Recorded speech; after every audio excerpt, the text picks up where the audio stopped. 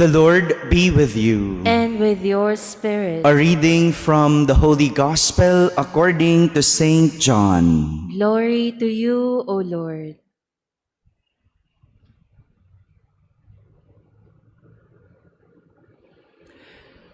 Jesus said to his disciples, "Whoever has my commandments and observes them is the one who loves me.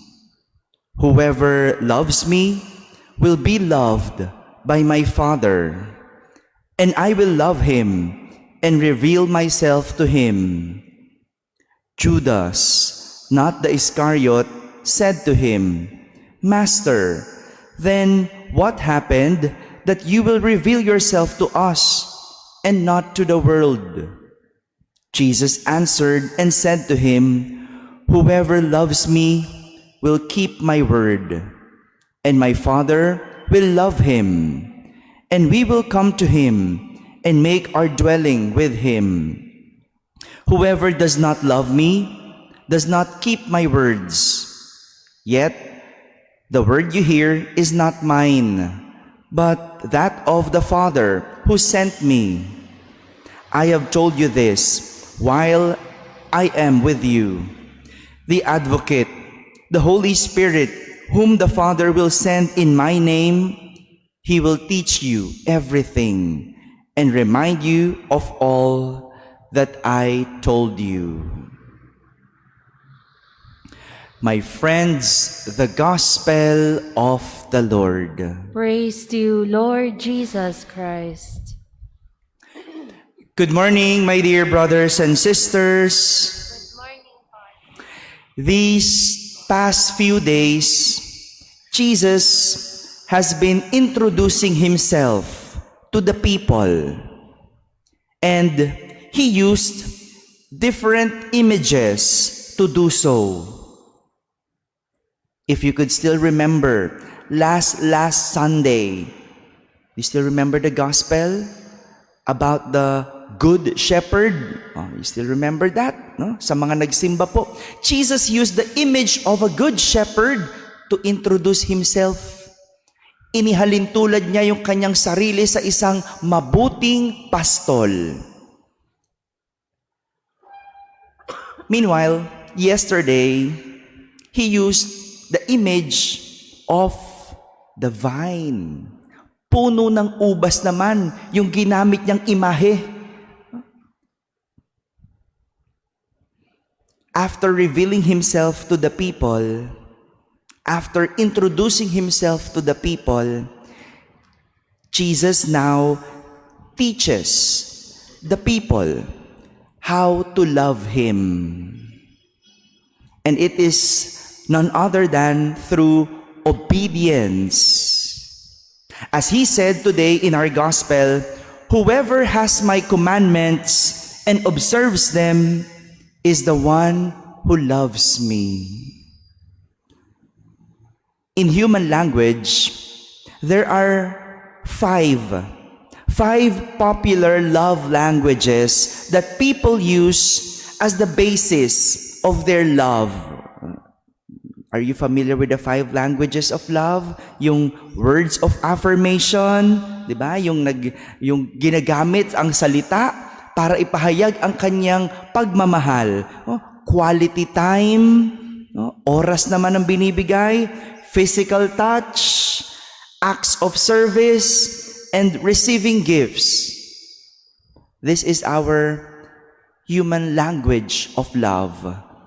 All these are what we do and look for when it comes to love. Kaya nga pagka pakiramdam mo, hindi mo naririnig yung pagmamahal, siguro ikaw ay masalita. No? Your language of love is words, through words. May iba sa oras, may iba sa regalo, may iba sa serbisyo, iba-iba. May iba naman touchy.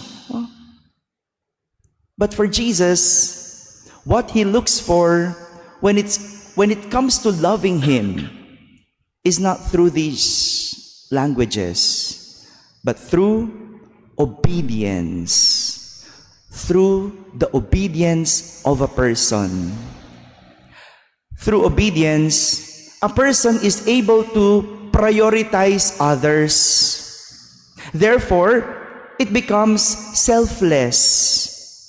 It does not give value to one's desire, but it desires what is valuable to the other. Through obedience, we learn to be humble, which is important when loving. Ito yung naipakita ni San Pablo sa ating unang pagbasa. Dahil sa pagmamahal niya kay Jesus, kinalimutan niya ang sarili niyang paniniwala tungkol kay Kristo at sa mga Kristiyano. Noon, may sarili siyang paniniwala He has his own belief, and he did not believe in Jesus because he was a Jew. Pero naniwala siya, binago niya ang kanyang paniniwala, at sa huli, binago niya ang kanyang buhay para kay Jesus. Naniwala siya sa mga pangaral ni Jesus at sinunod niya si Jesus. Sinunod din niya ang buhay niya kay Jesus. Look at that, no? Hindi lang niya sinunod ang pangaral ni Jesus, sinunod niya yung buhay niya kay Jesus.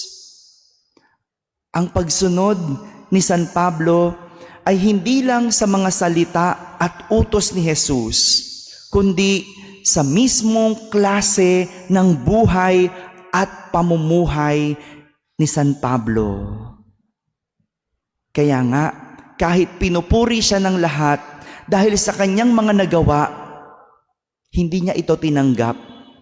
Dahil malinaw kay San Pablo na hindi sa kanya nagmula ang lahat ng iyon, kundi sa Diyos. Kay Jesus, sinusunod lang niya ang Diyos. Madali ba ang lahat ng ito? Hindi. Hindi madali ang sumunod sa Diyos. Mahirap ang isunod ang ating buhay kay Jesus. Kaya nga, siguro, sinimulan ni Jesus na ipakilala ang kanyang sarili bilang mabuting pastol.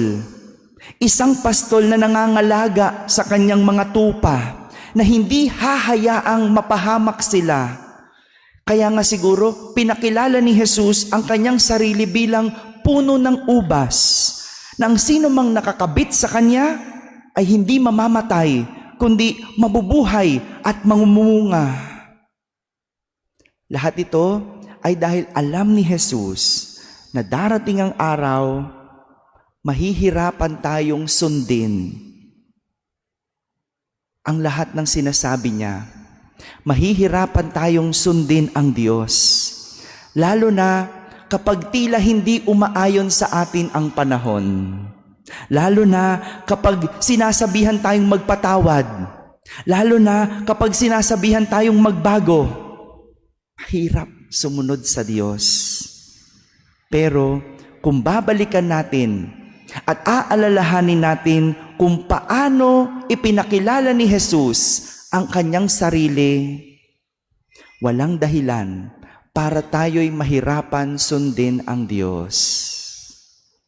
Hirap magbago? Totoo. Pero pinakilala sa iyo ng Diyos na kung ikaw ay nasa Kanya, hindi ka mapapano, hindi ka maaano. Mahirap baguhin ang buhay? Totoo. Pero pinakilala sa atin ni Jesus na siya ang puno ng ubas, na kapag tayo'y nakakonekta sa Kanya, kapag tayo'y nasa Kanya, tayo'y mabubuhay at mamumunga. Kung aalalahanin lang natin kung paano ipinakilala ni Jesus ang Kanyang sarili, walang dahilan para tayo'y mahirapang sundin ang Kanyang sinasabi. The true test of love is when difficult times come. My dear brothers and sisters, obedience is Jesus' language of love, just like His obedience to the Father, may we also learn to obey Jesus as our language of love for Him. Amen.